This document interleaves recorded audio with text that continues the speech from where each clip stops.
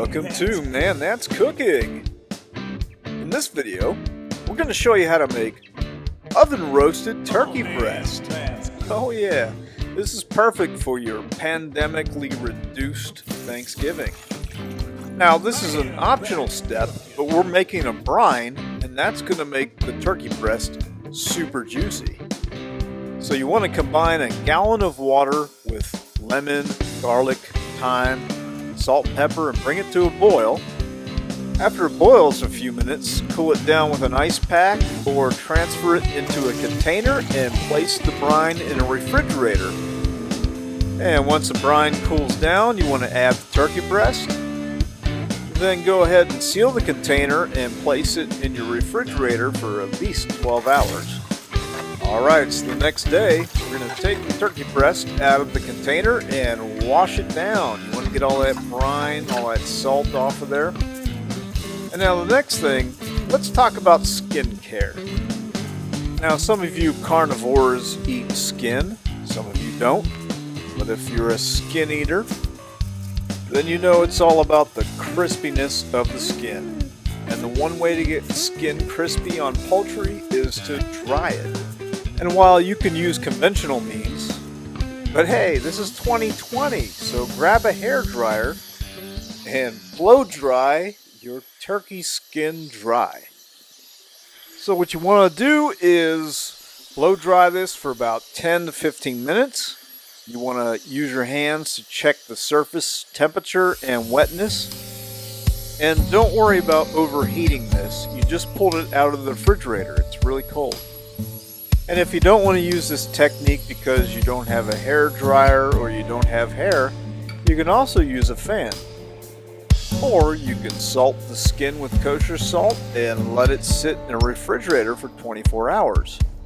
Whatever skin drying technique you choose, the next thing you want to do is rub it down with some oil.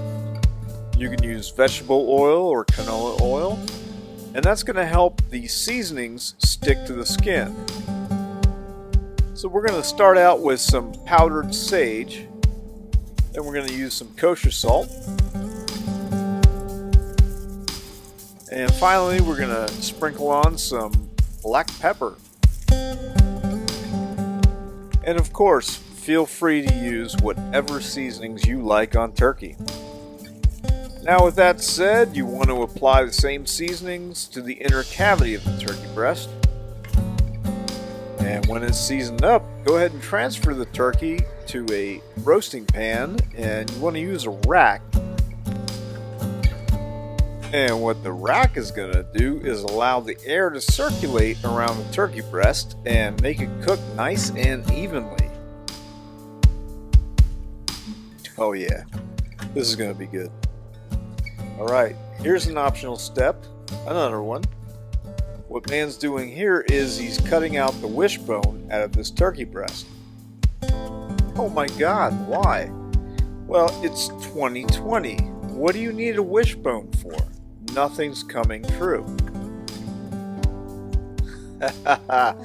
No, seriously, the reason why you want to cut this wishbone out is so that you can slice straight down and you don't get your knife stuck on this bone here. And it looks like a lot of work, but it's not. It saves you some work in the end.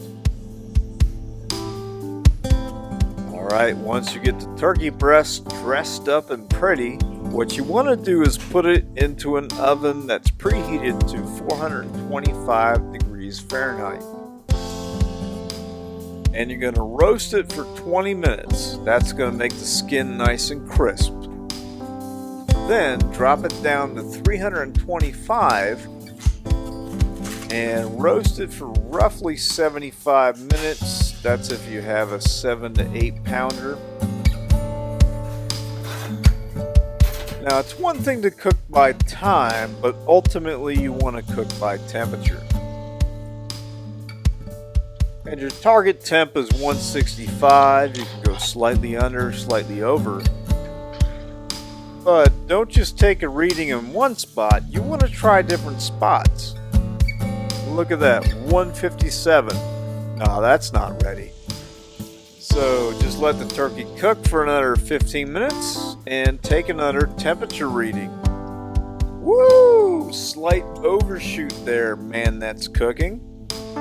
Well, hey, it's not a big deal because a brine makes your turkey juicy and it'll save you from overcooking. Food porn flyover. Oh yeah, look at that. Look at that turkey. Does that look good?